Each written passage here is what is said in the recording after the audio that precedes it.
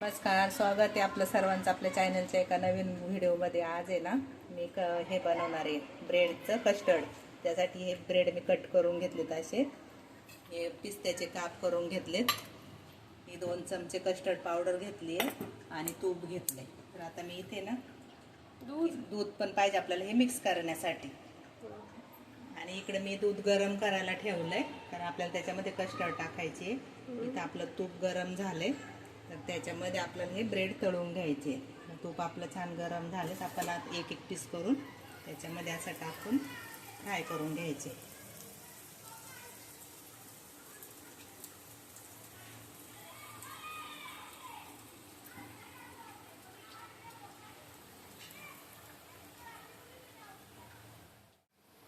असे golden brown होईपर्यंत असे आपल्याला हे तुपामध्ये फ्राय करून घ्यायचे.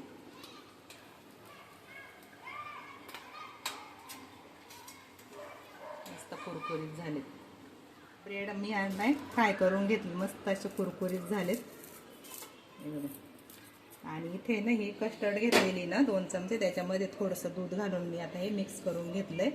आणि इकडे दूध गरम करायला ठेवलंय. आता त्याच्यामध्ये आपण साखर घालू. किती आहे साखर? 2 वाटी.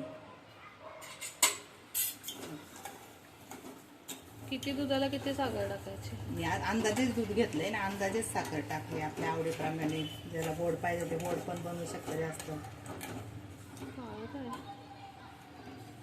दूध लय तापलंय ना, मस्त लाल जरूर.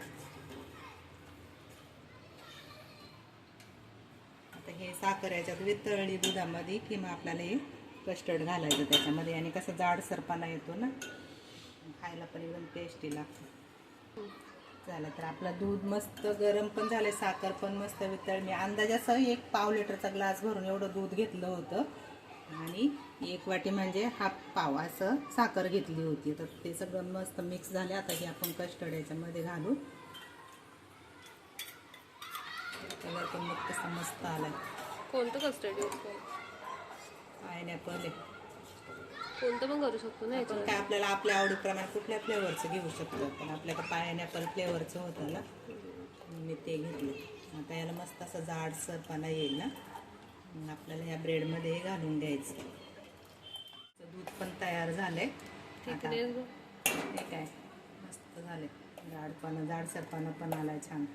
आता आपण ह्या ब्रेडमध्ये हे घालून घेऊ.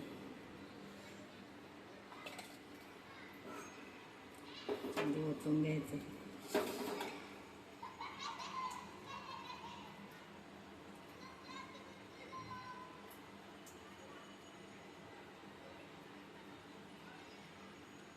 सगळे असे भिजले पाहिजे त्याच्यामध्ये.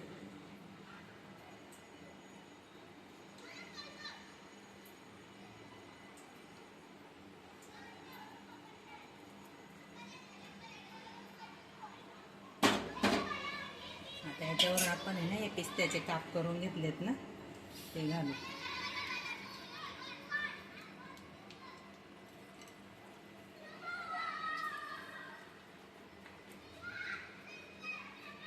मस्त टेस्टी झाले. दिसायला बघ काय भारी दिसते.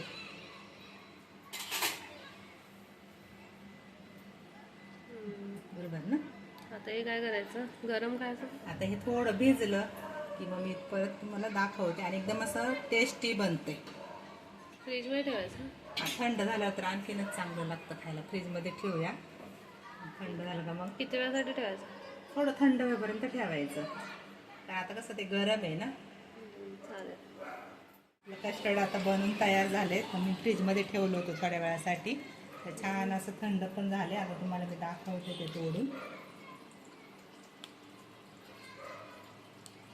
हे बघा मस्त असं झाले, मस्त नरम.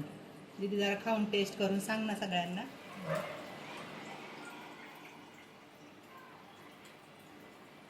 कसं झालंय? छान झालं. छान झालंय. बघा आपली साधी सोपी रेसिपी, झटपट बनणारी. तुम्ही पण करून बघा. व्हिडिओ आवडल्यास लाईक करा, शेअर करा, कमेंट करा. भिजली आणि थोडा क्रंची पण आहे त्यात असा, तो छान लागते ती एकदम. त्यात पिस्ता आणि त्यात पायनॅपलचा फ्लेवर वापरलाय, एकदम गोड लागतंय. छानच एकदम. तुपात जाऊन थोडा थोडा फ्लेवर येतो. ते तुपात तळलं ना त्याच्यामुळे. मस्त आहे, ट्राय करा. चला तर मग